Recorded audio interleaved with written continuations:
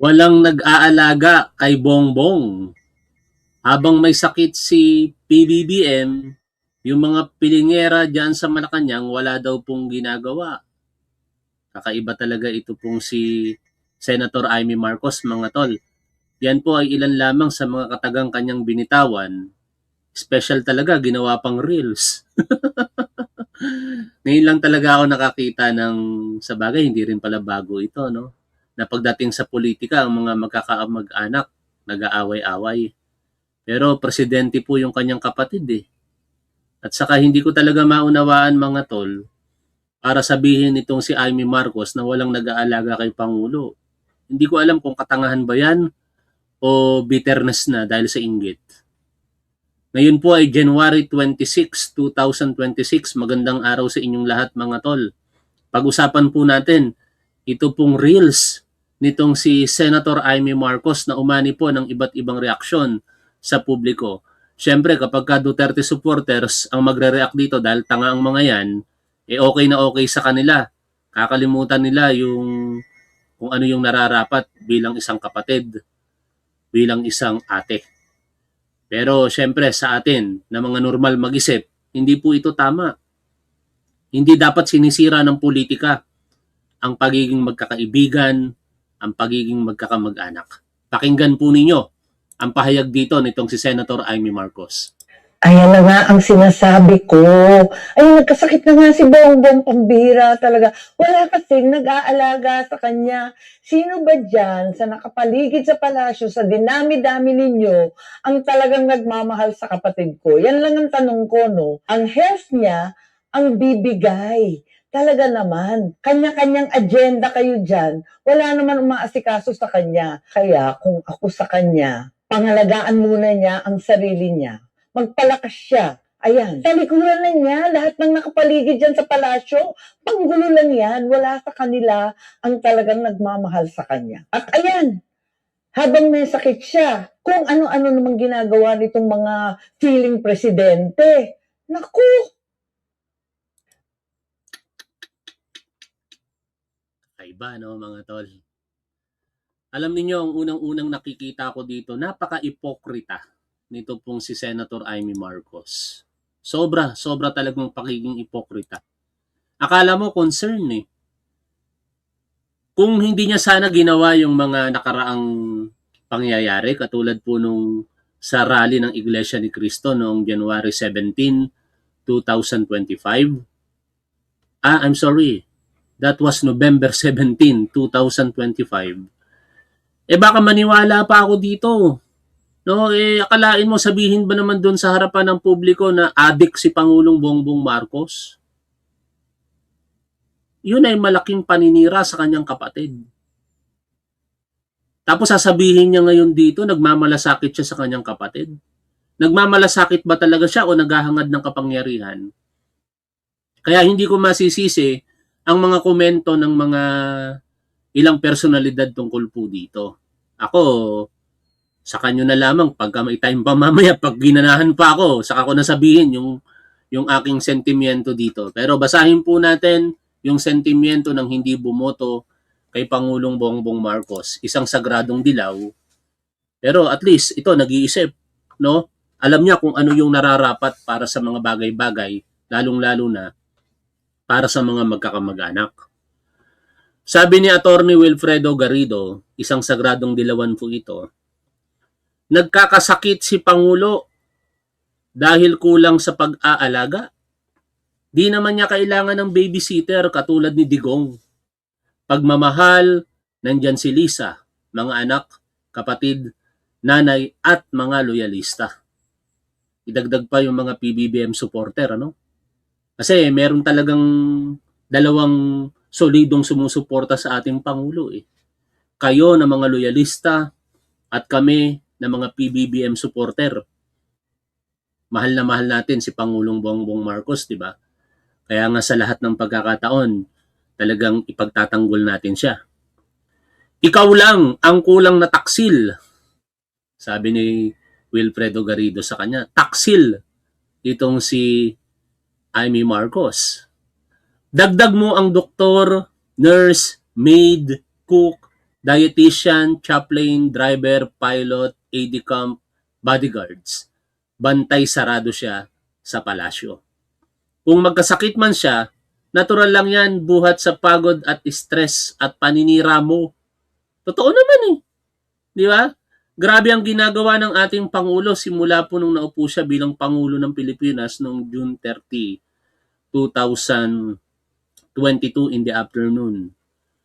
The following day, talagang ratsyada na sa pagtatrabaho ang ating Pangulo. Kaya normal lang yan na sa edad niya, 68 years old, talagang makakaramdam yan ng kahit paano pagsubok sa kalusugan. Pero ang mahalaga dyan, hindi yan ganun kaseryoso. At mamaya may update dyan ng Malacanang kaugnay ng kalagayang pangkalusugan ng ating Pangulo. Wala naman nagsabi, dagdag pa ni Wilfredo Garrido, na may malala na sakit siya. Alagaan mo na lang ang sariling mental health mo. Parang malala na ang pagkasira ulo at walang hiya mo. Uulitin ko, Amy Marcos ha, mukhang malala na daw ang pagkasira ulo mo at pagkawalang hiya mo ayon kay Attorney Wilfredo Garrido. Basahin naman natin ang panulat ni Thea Tan. English to, mapalaban tayo dito. Si Thea Tan kasi ayaw magtagalog eh.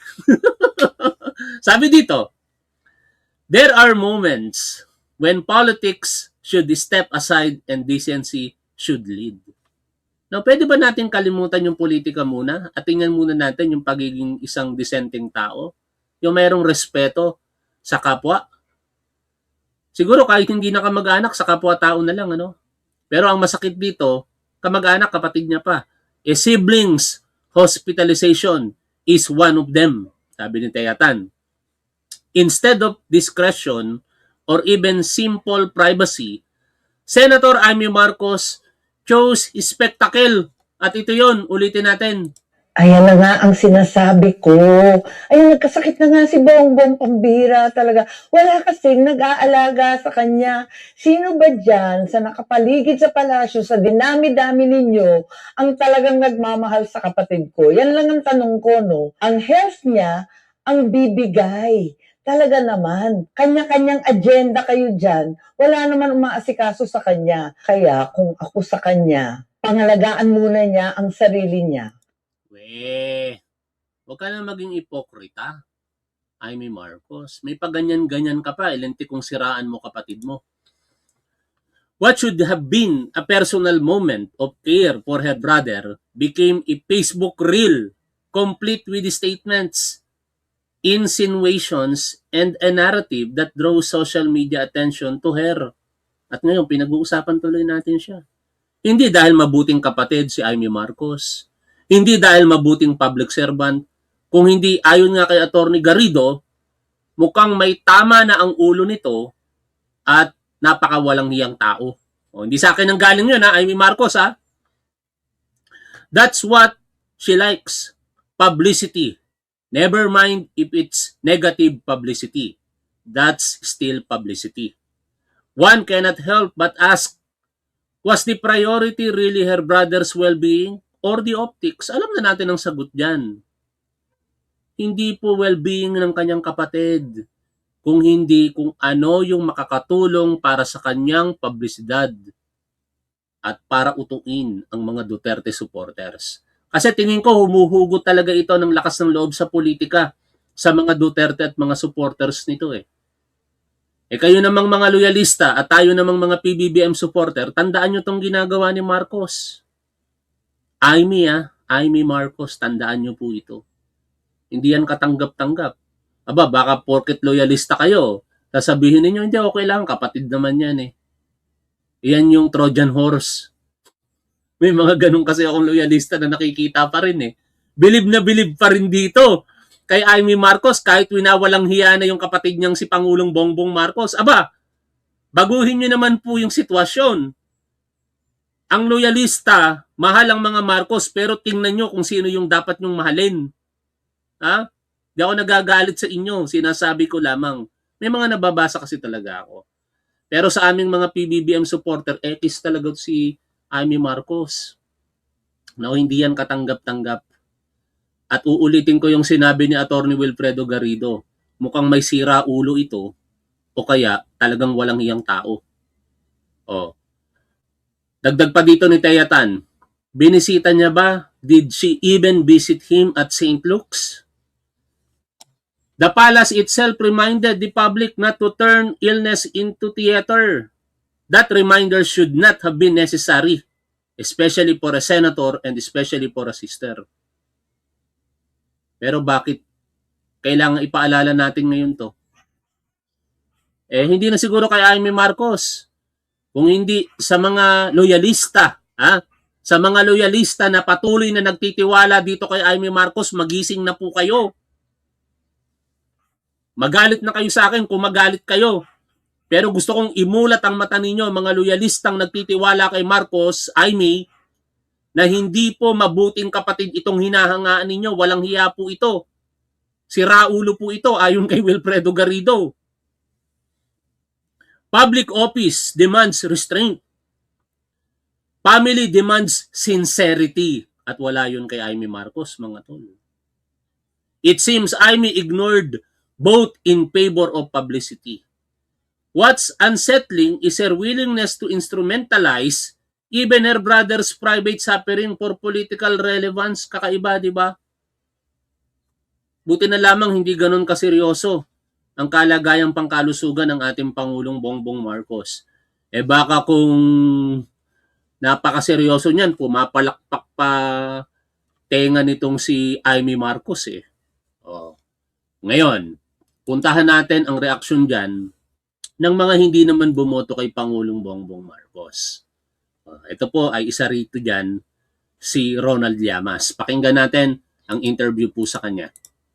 Within the Marcos administration na pag-uusapan natin ng seryoso ang kalusugan ng presidente. Although sinabi naman ng palasyo na okay na ang Pangulo, humarap din siya, pero sa inyo pong pagkakaintindi at sa inyo pong pagkakaalam, kapag may ganitong mga pagkakataon na ang presidente ay merong kinakarap na kondisyon, ano po ba ang responsibilidad niya sa publiko? Well, una, hindi naman tayo ganoon ka-privy doon sa ano ba talaga yung kanyang health situation, no? Pero siyempre, yung presidente ay tao rin, ay katulad natin, na nakakasakit, no? Baka si Doris lang ang hindi nakakasakit sa atin, eh. Ano ka ba? Ang dami ko patong-patong kaya ang sakit ko. Pero tayo, yung mga karaniwang tao, talaga nakakasakit tayo. Ngayon, obligasyon ng presidente, at least ng opisina niya, yung Malacanang, na-inform yung publiko sa kanyang health situation dahil siyempre makakaapekto yan sa pamamahala sa governance, no? Kaya dapat nga regular yan, no? Ni-inform mo mga kumayan. Ikalawa, dahil napakahalaga ng tao, ay siyempre maraming mag-aalaga sa kanya. Meron niyang mga doktor na permanently chine-check yung kanyang kalusugan. Kaya presidente ka, tapos wala mag-aalaga sa iyo. Kaya medyo weird yung pagkakasabi ni presidential. Weird talaga. Sa bagay, pagka ganun ang sitwasyon, baka tama talaga itong si Atty. Garrido Si Raulo ito O napakawalang iyang tao Sister, Amy Marcos, na yan ang problema, wala nag-aalaga sa kanya no? Kaya nagkakasakit siya. No? May kanya-kanya daw agenda yung mga tao sa paligid niya. Well, hindi natin alam yung mga agenda na yan. Pero tingin ko, yung mga tao sa paligid niya ay concerned sa kanyang kalusugan. That is the logical thinking, di ba? Napakatanga mo naman para sabihin mo na hindi concern yung mga taong nakapaligid kay Pangulong Bongbong Marcos. Whatever their interest. Di ba? Simple lang naman kasi yun, mga tol. Assuming for the sake of arguments, na may mga personal na interest itong mga nakapaligid kay Pangulong Bongbong Marcos. Sa tingin niyo hindi siya poprotektahan ito? Poprotektahan si Pangulo. Dahil pag napalitan si Pangulong Bongbong Marcos bilang Pangulo ng Pilipinas, lahat sila dyan sa Malacanang na nakapaligid kay PBBM, talsik. Kaya wag mong sabihin na yung mga nakapaligid kay Pangulong Bongbong Marcos hindi siya poprotektahan. Dahil kung magkaroon ng problema ang Pangulo, maapektuhan yung kanilang mga posisyon, Tama. yung kanilang mga trabaho. Kaya medyo weird lang Opo. yung nabanggit ni Amy Marcos Oo. na gano'n, na dahil kaya siya nagkakasakit dahil wala nag-aalaga sa kanya. Oo. Sek, anong basa mo? Anong basa mo? Bakit? Kasi hindi lang naman ito yung unang beses na medyo hindi naman sablay, kundi sa diwa o hindi natin masyado maintindihan yung mga nagiging reaksyon ni presidential sister sa nangyayari sa kapatid niya na presidente ng ating bansa. Bakit kaya sa palagay mo nagkakaganon, Sek? Parang, kumbaga, nasasanay na yata ang mga tao na, oo, babanatan ni Amy yan. Oo. Titira Parang na naman nasa ganito. aside yung pagiging magkapamilya nila dahil Yun ang- merong panggaan. Oo. Well, medyo political yung statement ni Amy. Political in the sense na consistent do sa dati niya mga sinasabi na hindi capable yung kanyang kapatid na mamuno. This time, using yung kanyang kalusugan. Noong mga nakaraan kasi, ang banat niya, Oy, Tol Elena Ilarde, nanonood ka pala. May favor ako sa iyo mamaya, ano? May message kita, Tol, kasi meron akong inuutangan sa Hong Kong. No, kailangan ko eh. Kaya ikaw yung way. At private message ako sa iyo, Tol, mamaya. O ganito ako, mga tatanga-tangang Duterte supporters. Hindi ako tumatanggap ng bayad mula kahit kaninong politiko. Kahit operan ako ng bayad para lamang masolve ang problema ko, di ko tatanggapin yan. Mas mamarapatin ko pang mangutang kaysa maging bayaran. ay weak leader, no? Yung mga Oo. banat niya ay kulang sa galing o talino. Ngayon, ang binabanatan niya, yung sariling kalusugan ng kanyang kapatid na hindi siya dapat namumuno. Yun yung political content nitong kanyang statement. Ang kwan lang ay, halimbawa, ako, sasabihin ko si Doris. Si Doris, Out of topic. Paul, top 1, tanong lang, useful ba talaga ang ChatGPT? Useful, very useful. Pero depende sa intention mo. No? Kasi kung ang intention ng tao manirang puri, manira ng kanyang kapwa, eh hindi maganda. Pero makakagawa ka nun sa pamamagitan ng ChatGPT. Gamitin natin ang ChatGPT sa maayos na kaparaanan. Ano? Pero hindi lahat ng nasusulat ng ChatGPT tama. Dapat marunong din tayong umuri ng tamang impormasyon. hindi yan pwedeng mamuno dahil siya ay mahina, siya ay sinungaling, siya ay addict, no? Siya ay hindi makadeliver ng kanyang mga promisa.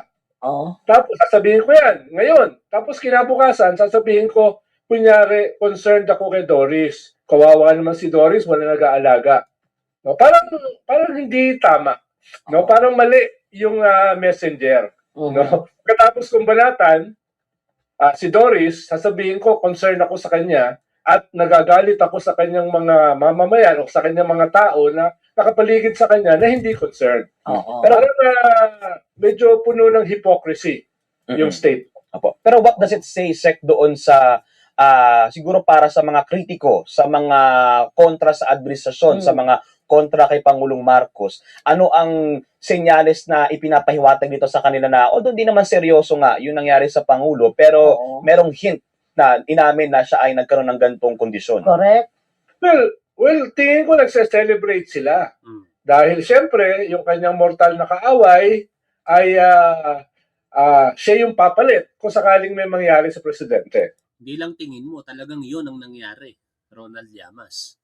Celebrating kagad yung mga tatanga-tangang Duterte supporters. So, akala nila papalitan na si Pangulong Bongbong Marcos eh. Kasi alam niyo mga tol, 4 lang naman ang pwedeng maging dahilan for law of succession to be applied eh. Siyempre, wag naman sana death, physical incapacity, impeachment, and resignation. Akala nila, porket nagkasakit si Pangulong Bongbong Marcos, seryoso at physically incapacitated na ito sa mga susunod na araw. Tuwang-tuwa yung mga tatanga-tangang Duterte supporters. Nagdiwang talaga, Pangulo na raw ng Pilipinas, si Sara Duterte. Sabi nga ni Pangulong Bongbong Marcos, huwag kayong excited. No? Kailan ba yung sinabi ng ating Pangulo? Puntahan nga natin yun, mga tol. No? Kaya medyo tingin ko ay natutuwa sila sa ganyang klaseng sitwasyon. Medyo Yung mga- excited na. Oo, no, oo. Kaya tingin ko lahat sila ay Ito po, sinabi ng Pangulo. Huwag kayong excited. Sir, good afternoon. Kanina po ay natanong tayo sa MPC kung nagkita na daw po tayo. Since nandito po ako sa one of your events, sasamantalahin ko na po.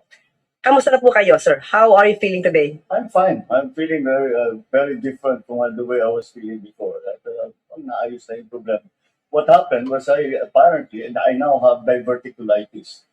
It's a common complaint amongst apparently people who are heavily stressed and people who are, I have to admit, growing old.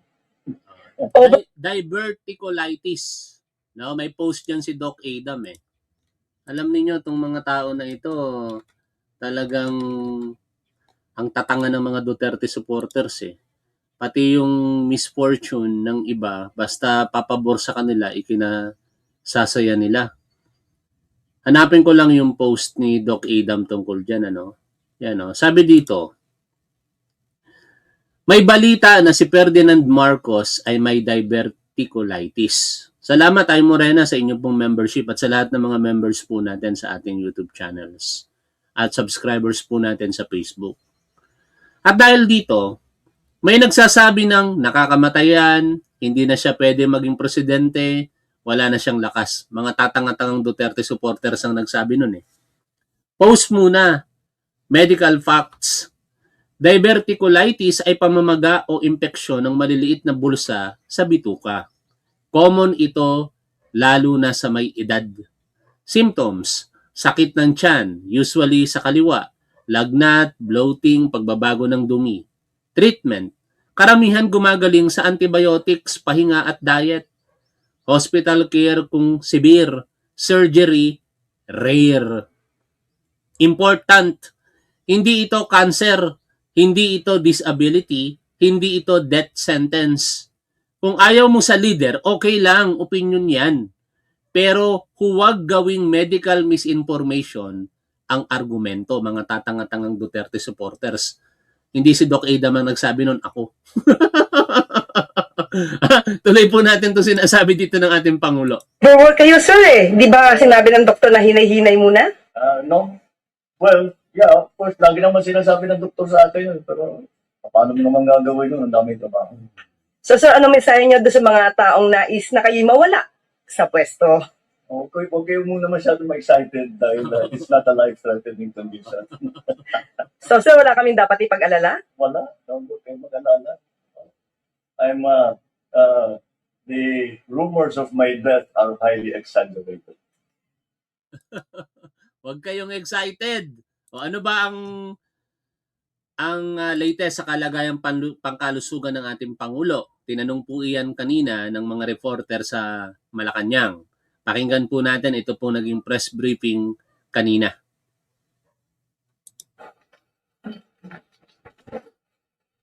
Magandang umaga po, Yusek. Manghingi lang po ng update sa lagay po ng kalusugan ng Pangulo. Tuloy-tuloy po bang bubuti yung kanyang kondisyon or kalusugan at may mga dagdag po bang payo yung kanyang mga doktor? Sa ngayon po, masasabi natin maganda po ang kalagayan ng ating Pangulo dahil siya po ay kasalukuyang Oy, iboboto ko si Attorney Claire Castro pag kumandidato ito sa pagkasenador. Mga tol, suportahan natin. Wala pa tayong naririnig na plano niya sa 2028.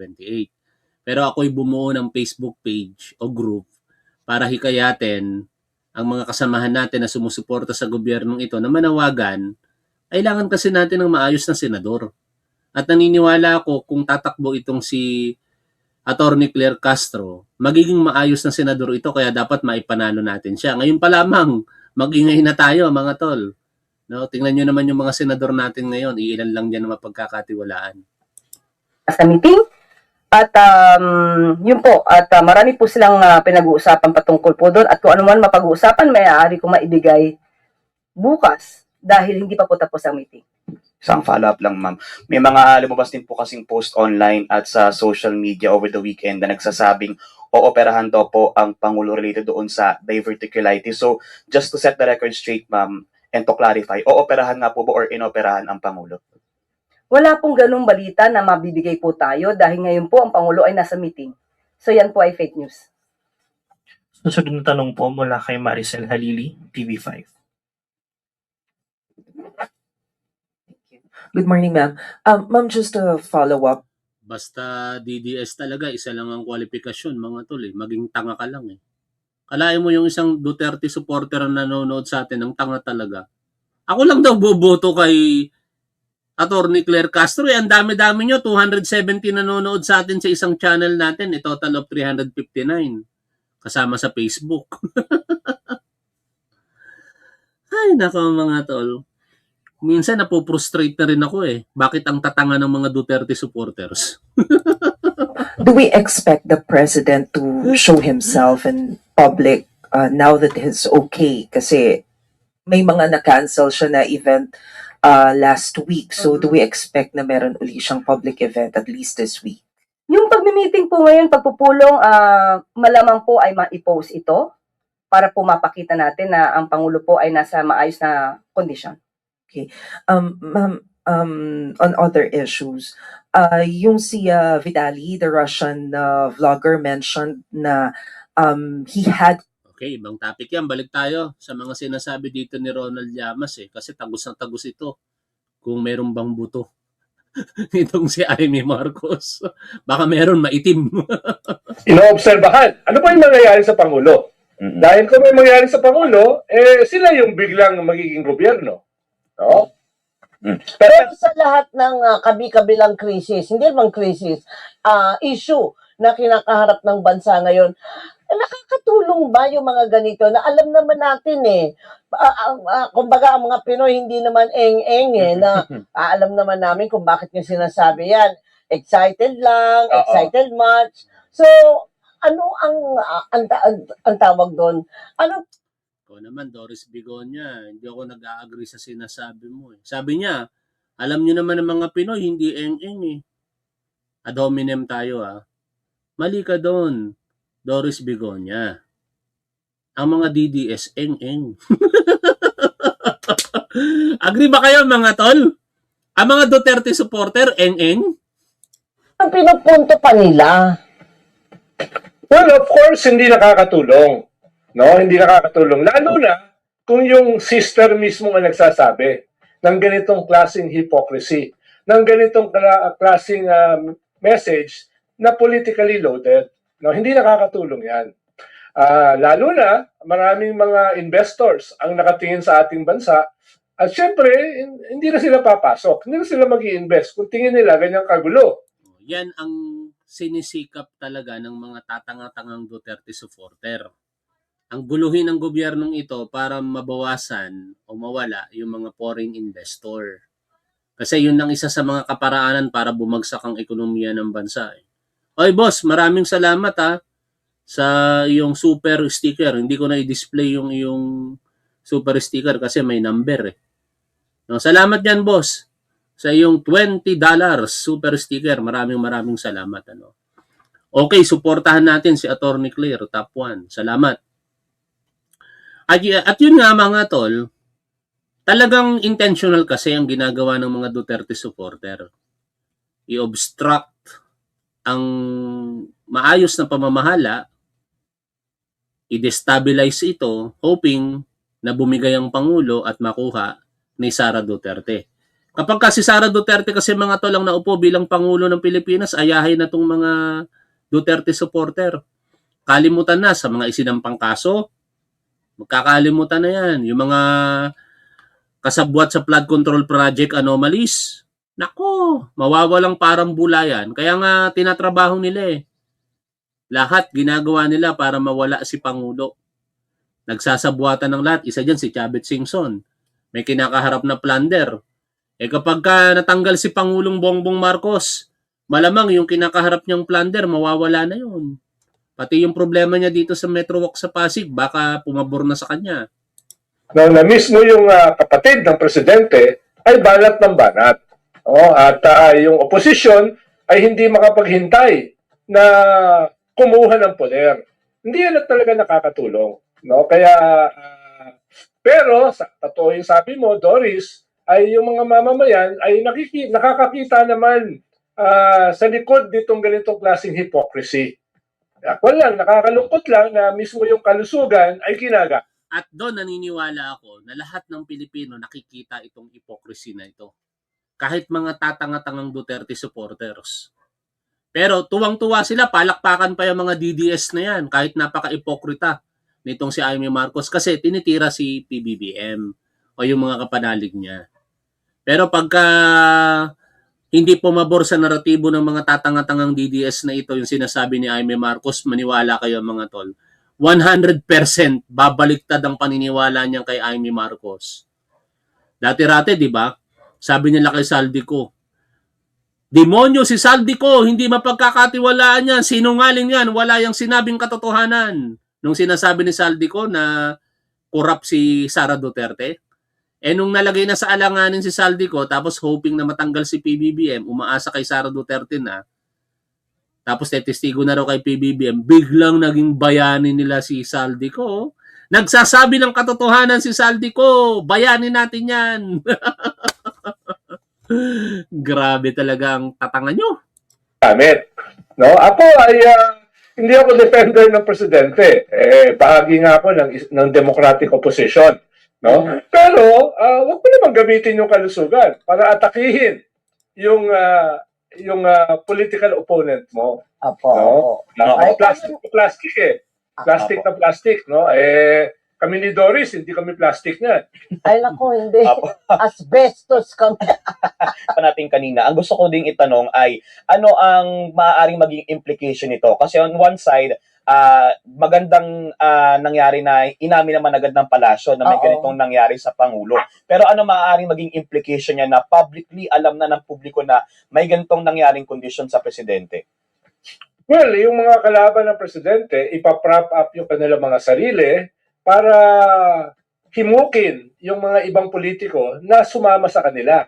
Dahil ang sasabihin nila, delikado yung kalagayan ng presidente, sama na kayo sa amin.